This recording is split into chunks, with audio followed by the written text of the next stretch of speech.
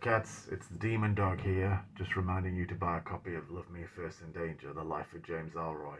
It gives you the real scoop on my life. Dig it, cats? Hello and welcome to Ellroy Reads. I just wanted to share that message from the sponsor of this show, a very generous sponsor, and do another little plug for my book, Love Me First in Danger, because Christmas is rapidly approaching. The dreary Christmas jingles are everywhere, every supermarket, every lift. And hey, it's a great book. It might be a great gift for someone you love.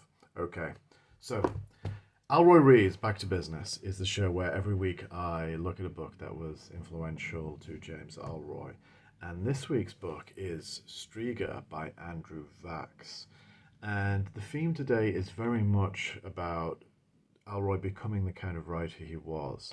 So let me give you a little bit of background. Andrew Vachss was definitely one of the most extraordinary men I've ever met or spoken to. He was a New Yorker through and through. He was an attorney representing exclusively youths, and he specialized in child abuse cases, but he held a number of positions throughout his career in the law, which ran parallel to his career as an author. He was a federal investigator around about the late 60s into sexually transmitted diseases, and what that meant was that when you had a case of syphilis, he would have to go and trace back, try and find everyone that had some sort of sexual contact with the person suffering from it, and try to break the link before it spread. He also ran a maximum detention center for violent offenders, children. And he, probably most famously, he went to what's now Nigeria during the Biafran Civil War, which was after Nigeria gained independence from the British Empire. It split into two, and a brutal civil war broke out. Andrew Vachss managed to get there, and he wrote a very good essay about this. He had to speak to some very shady people in London who put him in touch with basically another bunch of very shady people in Lisbon who then got him to a Portuguese colony just off the coast of Nigeria, and then got him into the country. But the area he was working in was cut off. He was basically an aid worker, and there was rampant starvation and malnutrition. And Andrew Vachss actually came down with very, very serious diseases during this time. He later said that he didn't really feel like he'd achieved much, or at least the aims of the mission were thwarted, and the Biafran Civil War was just a humanitarian catastrophe. But as far as his writing career goes, there are some very interesting parallels with James Ellroy. So Vachss has been trying to get published for years, and he'd come close. And then his agent, who was a great champion of his, died suddenly. And once again, he kind of put his writing career on the back burner. He was always an extremely busy man. But his first novel, Flood, came out, and it featured his signature character, Burke. We only know his surname, Burke. And Burke is a vigilante working the streets of New York. He's an ex-con, a career criminal. He gives some inside, it's first-person narrative, so he gives some inside knowledge of the various cons he's pulled off. Like many criminals, I suppose he sees himself as a kind of man, not so much a man of honor, but a man of his word, in that as for the usual gangsters and con artists out there, he's not going to rip people off for the last dime. So the first novel in the series, Flood, was a great success. What Burke has kind of evolved into, he swore to himself he's never going to go to prison again, is he's become a vigilante and basically either rescuing children or meting out justice on sex offenders who've committed offences against children. And Vachss's knowledge here is quite expansive in that he knew how the system let the victims down. That it was very, very hard to prosecute these cases, and there was very little desire on the case of the big name prosecutors, who usually have the political ambitions and want the kind of celebrity cases. They want the cases that will lead to big indictments, big convictions. They weren't getting them from prosecuting sex offenders. Therefore, the conviction rate was low, and some sex offenders, some paedophiles were pretty much acting with impunity. So Burke is meting out his own type of justice, but he's a plausible vigilante. He's not just killing people willy-nilly. The first novel, Flood, was a success, and this is where the parallels with Ellroy begin to kick in. And this is the mid-80s when they actually met. He was in a bookstore. Vachss couldn't quite remember what bookstore it was. It may have been the Mysterious Bookshop. At an event, they became close. But Vachss was headhunted by the then editor-in-chief of Alfred A. Knopf, that was Robert Gottlieb. And Gottlieb told him, would you like to publish with Knopf? And Knopf ran a very interesting publishing model in that they published both kind of upmarket literary fiction, but also very, very well-written genre fiction, of which Vachss falls into this category. And they use this business method of using book scouts to go out and to find authors and to find the most exciting writers out there today. And Vachss was poached by the number one man, the editor-in-chief Gottlieb himself, and subsequently Knopf became his number one. It became his main publisher over the course of his career. Now, let's discuss the first novel Vachss published with Knopf. This is Strega, which is the second novel in the Burke series, and often considered the best. Now, in this one, Strega is the Italian word for witch, and it comes from this kind of mafia princess character, very, very attractive redhead, who contacts Burke and tells him, I've got a very interesting case for you.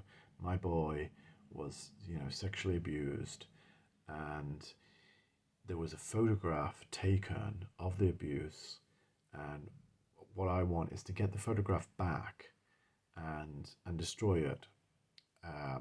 So the lad knows it's destroyed, and he can move on. It'll be therapeutic for him.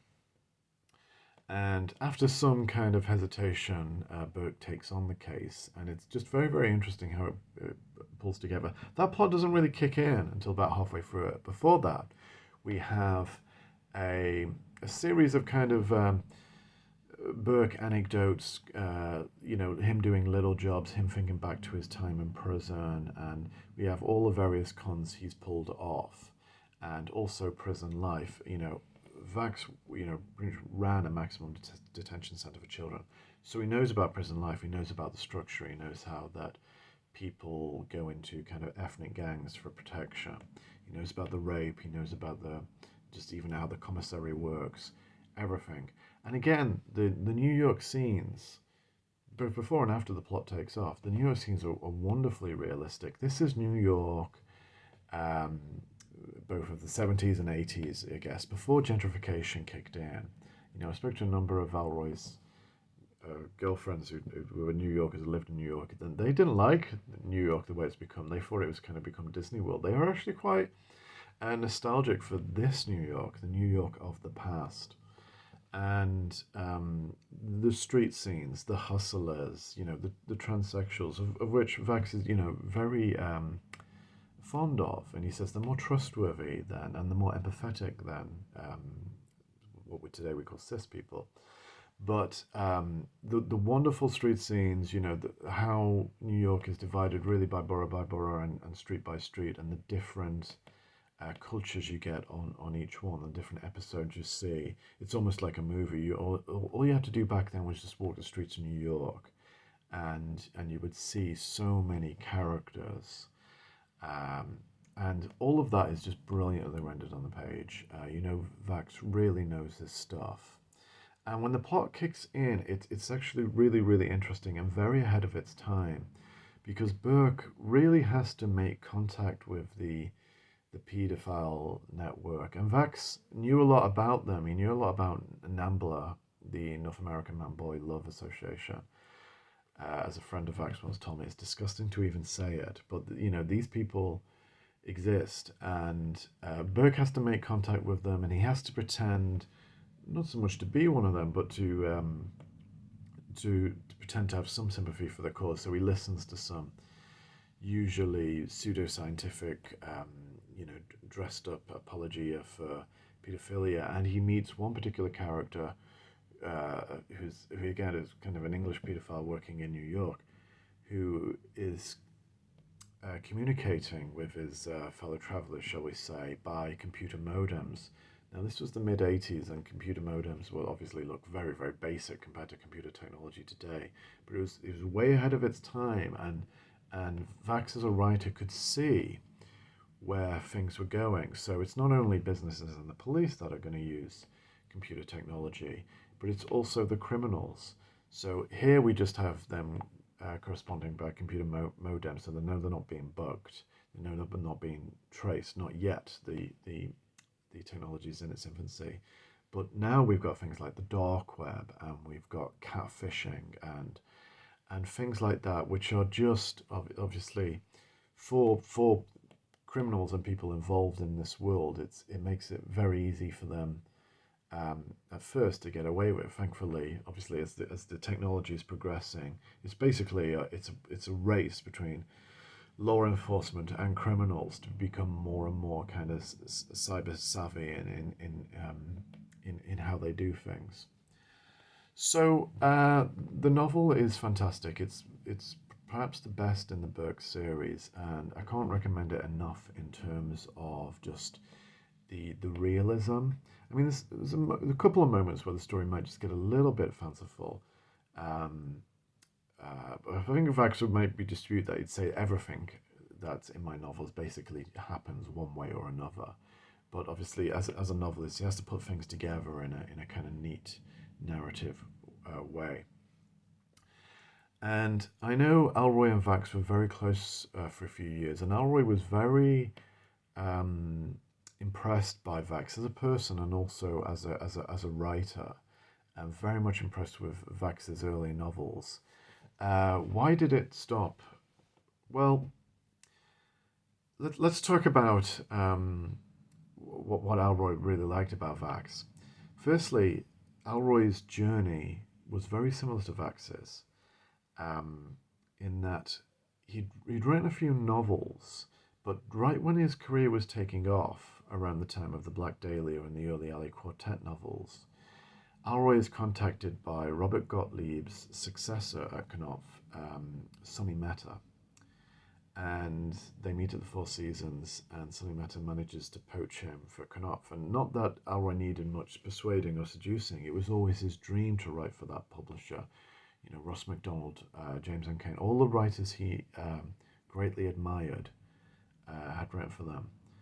So he's hanging out with Vachss at the time. In fact, they're hanging out in kind of scenarios that you see in these novels. For instance, Burke hangs out at a Chinese restaurant, and there's Mama Wong, and there's Immaculata. There's various characters that he gets to know, and that's kind of like what Ellroy and Vachss did for a while.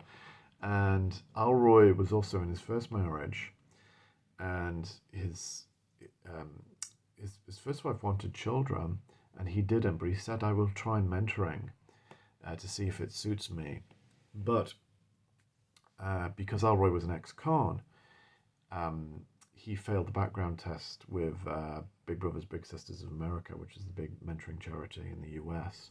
But Vachss says, I tell you what, there's a client of mine, a young boy, he's very kind of disturbed, he's got a lot of problems. Would you try mentoring him? And Ellroy said, sure. And they met a few times, but Ellroy felt he had no rapport with the boy, and he wasn't feeling like he was making a difference. He probably was making a difference, but that kind of social work is so slow, and it's so frustrating because you feel like you're banging your head against the wall.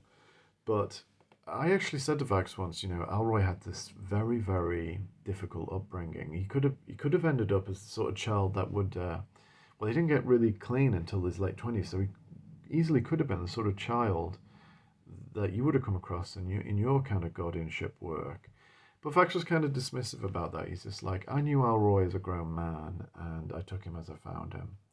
But when Ellroy was poached for Knopf, he did approach Vachss, and in one of the last big meetings as friends, Ellroy had a long list of questions about how the publisher works, about the operation, about everything that went on there. And I think that was a real important meeting for Ellroy. As to why they stopped hanging out and why they stopped being friends, both of them were kind of coy about it. Ellroy was usually quite happy to sound off about people who slighted him, but he was still quite adamant that he admired Vachss, and he wouldn't really go there. He wouldn't talk of any grudge or anything like that. But Vachss kind of pretty much told me sort of what it was. In Vachss's novel Sacrifice, which is the sixth novel in the Burke series, there is a character called Ellroy. And he's kind of a crazy backwoodsman type of character. Loves dogs, which is something both Ellroy and Vachss have in common. Um, they're both quite fond of bigger dogs, of dangerous dogs. In Strega, Burke has a Neapolitan Mastiff, and it's actually a joy. As a dog lover myself, although I prefer kind of spaniels, it's actually a joy every time he turns up and the little stories about him. And Ellroy, loves pit bulls and big dogs like that. But this backwoodsman character in Sacrifice, it was kind of like, when I read the book, kind of came across as a bit too oaky for me. And Vachss had told me that some people thought it was a very affectionate portrayal and tribute. But it's just the way he said some people. It was clear that Ellroy didn't, and that was pretty much enough. Believe me, Ellroy doesn't need many reasons to cut somebody out of his life. And they didn't speak for 30 years. The only reason that they did speak, just so to set up my interview with Vachss when I was writing the biography. Vachss wouldn't talk to me without Ellroy's permission. And thankfully, Ellroy wrote to him directly. So I felt that was one of the really touching moments of writing the biography, that they would have some contact and speak to each other in friendship, especially as Vachss died just a few months later. So so the parallels between Ellroy and Vachss as authors being poached in this way and writing genre fiction that could also be published by an upmarket literary fiction publisher are really quite profound. And Ellroy's a pure Angelino guy. Vachss is a pure New Yorker, but I know Ellroy really liked these early novels in the series by Vachss for their realism, for the fact that Vachss really knows the topography of the city. You really trust him when you're reading these Burke novels. He knows where everything is. It's the New York that he grew up in and the New York that he wrote in. And I think he made various comments in later the press saying, like, gentrification didn't change anything, and trust me, the crime rate isn't really going down despite what you see in the papers or whatever. And Ellroy has always brought a similar level of realism to Los Angeles, especially in the details as to where the communities live and the geography of the city. Geography is destiny. And yeah, the Burke novels are really, really good, especially the early ones. I felt kind of like they were running out of steam towards the end, but you can't go wrong with Strega. And really, it's a novel that did for Andrew Vachss what Ellroy's LA Quartet novels, did for him, and getting him published by his dream publisher. So yeah, grab yourself a copy, and I hope you enjoy it. Oh, and buy another copy of this, because the demon dog won't forgive you if you don't. Okay, see you next time. Bye-bye.